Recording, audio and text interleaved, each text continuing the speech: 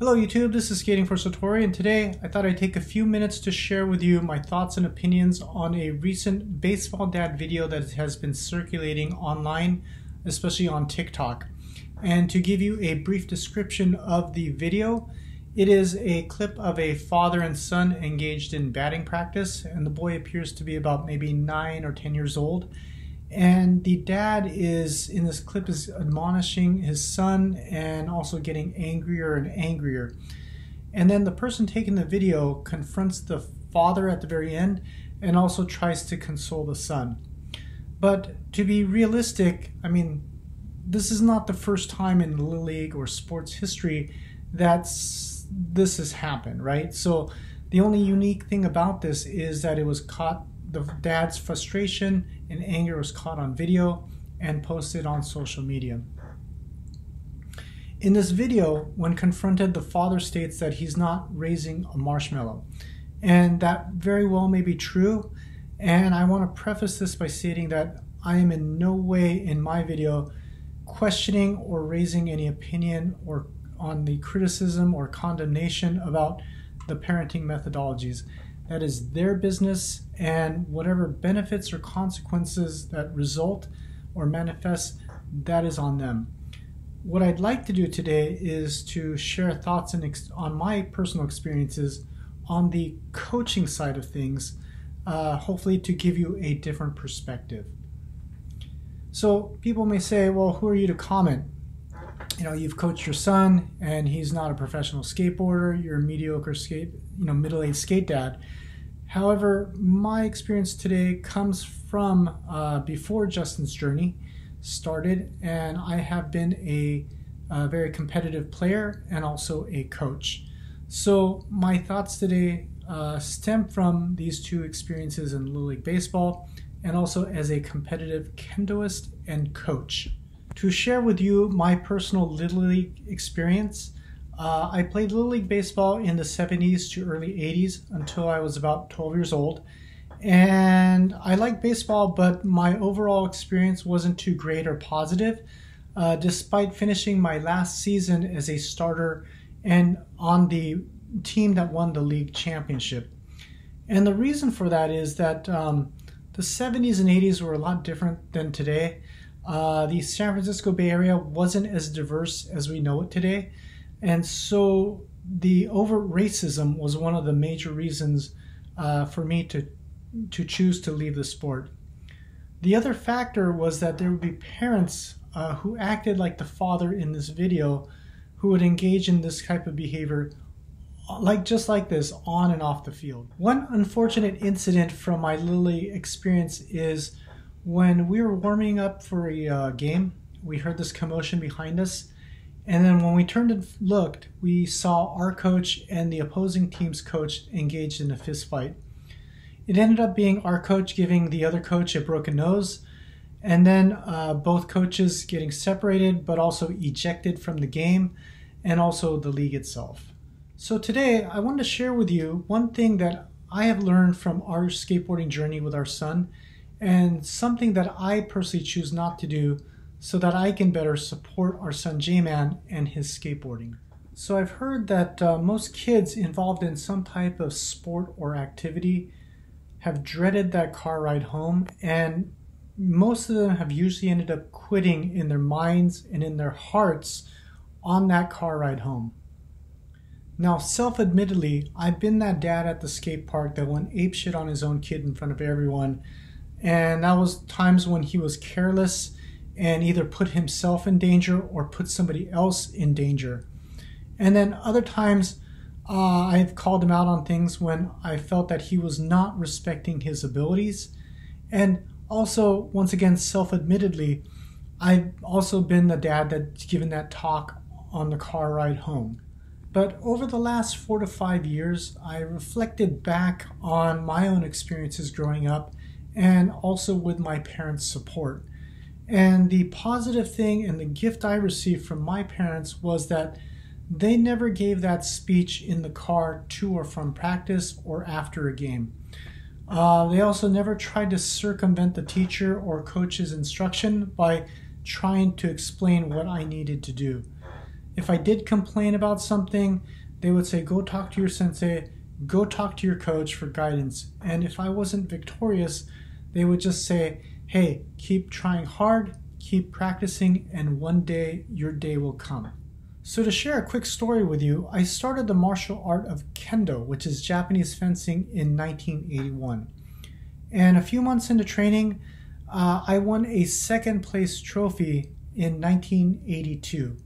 However, from 1982 to 1992, for 10 years, I was knocked out of 99% of the tournaments in the first round. And I think that had I received that same or similar mindset and lecturing and admonishment as the dad in this video, I'm pretty positive I would have quit a long time ago. But instead of admonishing me or lecturing me about what I needed to do, my parents, what they did was they just kept supporting me.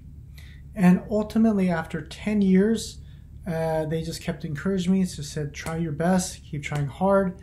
My time actually did come, and I became a national champion in Kendo, a 3-time U.S. national team member, and also I earned my 7th degree black belt at a relatively young age, at the age of 38. So these days, I try to follow the same positive and supportive mindset and approach as my parents. So what we don't do is talk about skateboarding in the car to and from the skate park. The only topic we discuss on the way out is if his board is okay to ride, if he needs any adjustment, and if he needs anything from me or mom to help him with his skateboarding that day.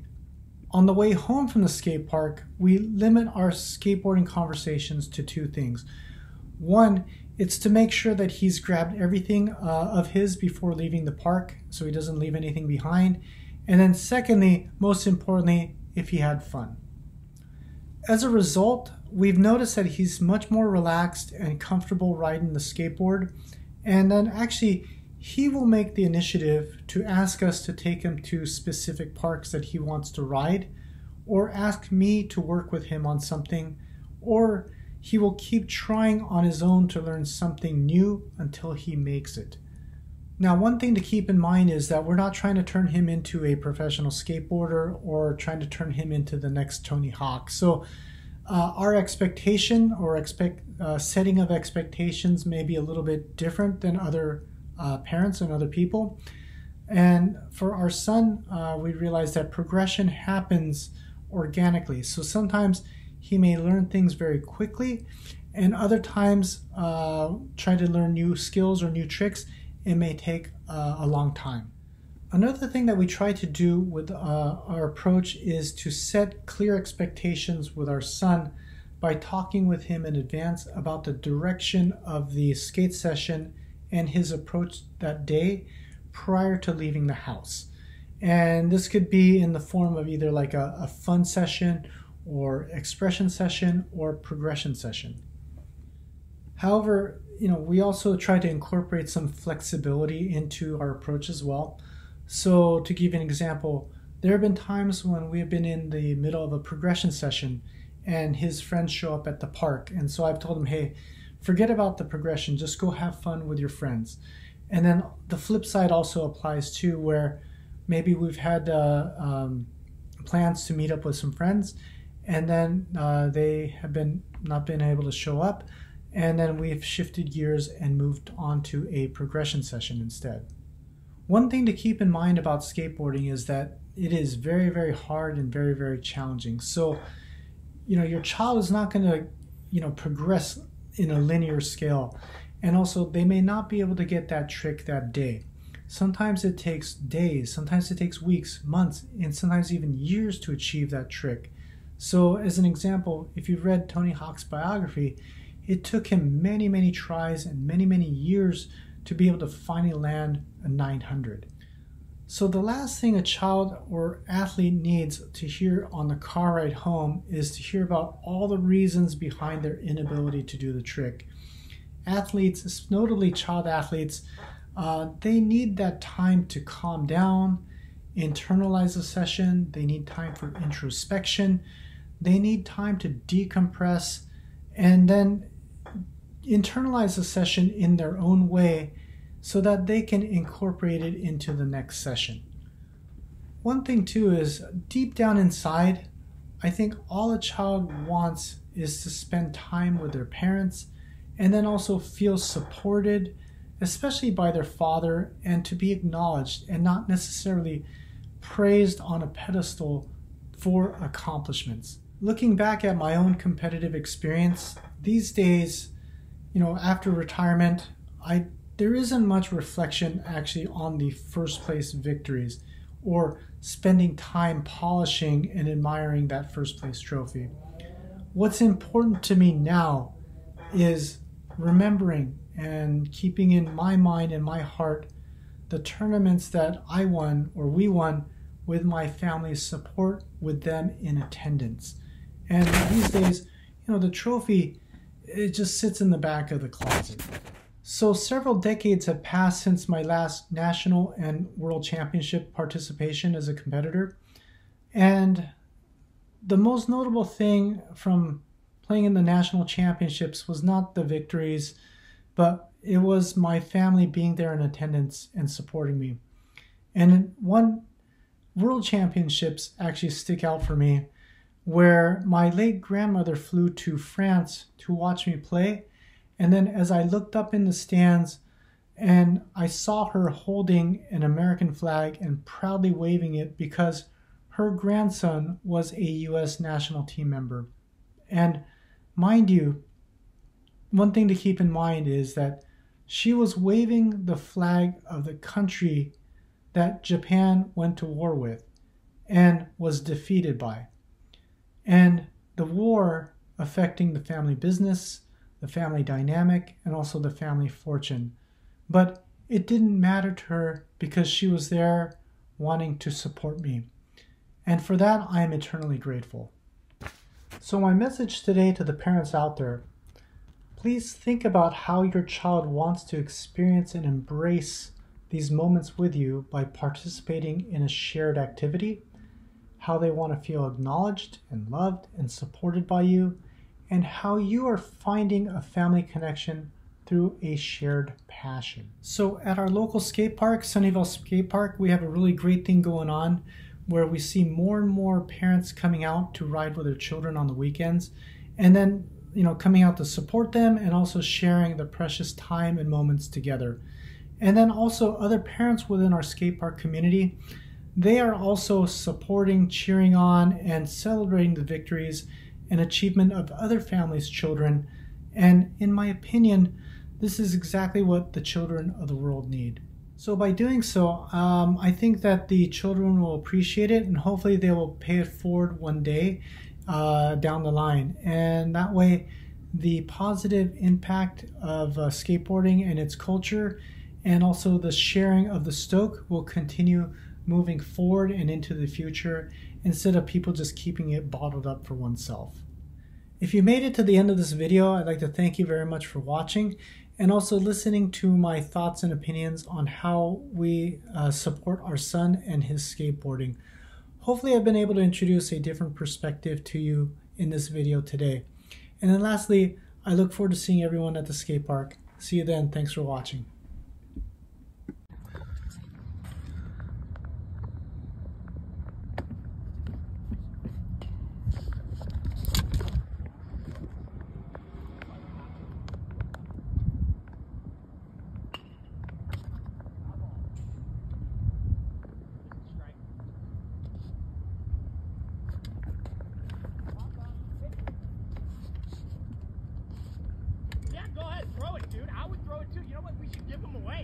Let's give all your crap away. You missed strikes. Just like that. That's out. Right down the middle. Right down the middle. You don't do your lunges. You don't do your exercises. You don't hit off the tee. You're not. I've told you too many times, this is what you need to do. You don't do it anymore.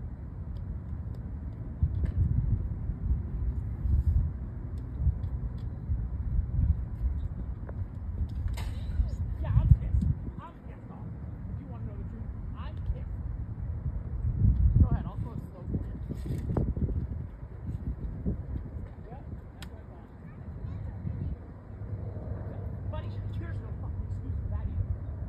You should hit everything your way. You've seen 100,000 pitches in your life. You're missing balls down the middle.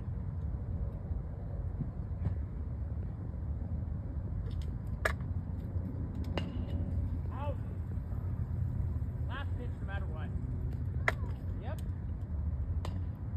Pick him up. Let's go. Get the fuck out of here. Again, for the 12th fucking time this summer, we'll end early because you can't hit.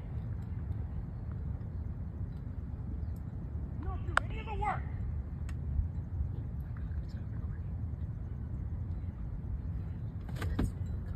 Yeah.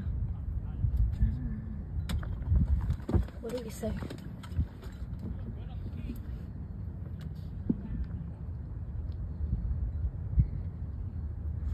Normally I would make you pick up these balls, but you're too fucking slow. I want to get the fuck out of here. How many times this summer have you done a good hitting session?